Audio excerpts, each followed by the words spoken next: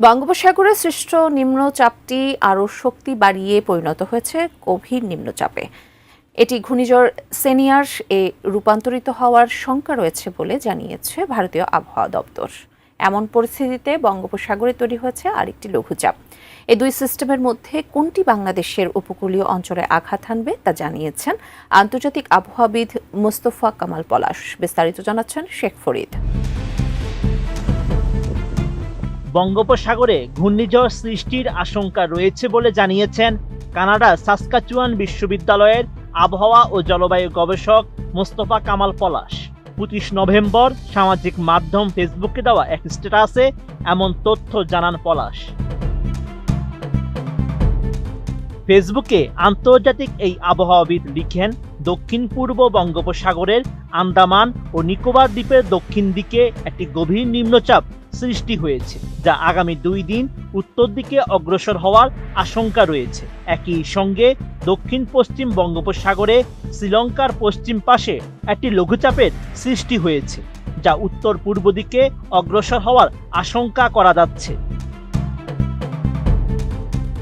পোস্টে পলাশ উল্লেখ করেন, এই দুই সিস্টেমের মধ্যে মাত্র একটি ঘূর্ণিঝড়ে পরিণত হওয়ার আশঙ্কা রয়েছে। শ্রীলঙ্কার পাশে তৈরি হওয়া লঘুচাপটি ঘূর্ণিঝড়ে পরিণত হওয়ার সম্ভাবনা বেশি।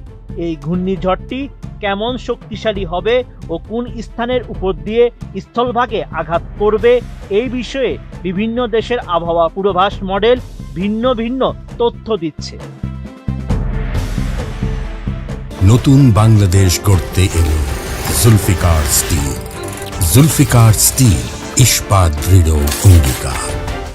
ঘূর্ণিঝড়ের আঘাতের বিষয়ে এই জলবায়ু বিষয়ক গবেষক আরও লিখেছেন, ঘূর্ণিঝড়টি কোন স্থানের উপকূলে আঘাত করবে তা নির্ভর করবে জেট স্ট্রিমে চলার গতি ও আকাশের উপরে এই অবস্থানের উপরে।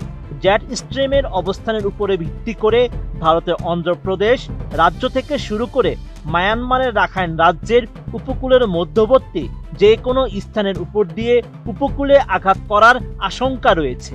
আগামী 28 নভেম্বর অধিক নিশ্চয়তা সহকারে জানা যাবে সম্ভাব্য ঘূর্ণিঝড়টি কেমন শক্তিশালী হবে ও কোন স্থানের উপর দিয়ে স্থলভাগে আঘাত করার সম্ভাবনা অপেক্ষাকৃত বেশি।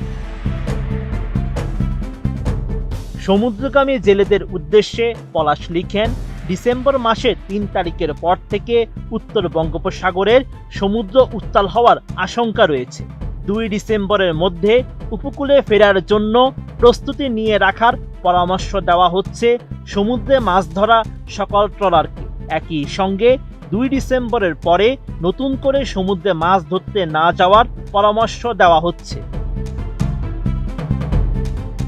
সেন্ট মার্টিন দ্বীপে ভ্রমণ নিয়ে এই আবহাওয়াবিদ লিখেন, ডিসেম্বর মাসের 3 তারিখের পর থেকে উত্তর বঙ্গোপসাগরের সমুদ্র উত্তাল হওয়ার আশঙ্কা করা যাচ্ছে।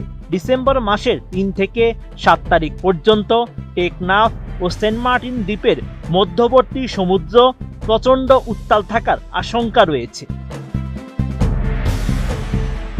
Sheikh Farid, ATN news.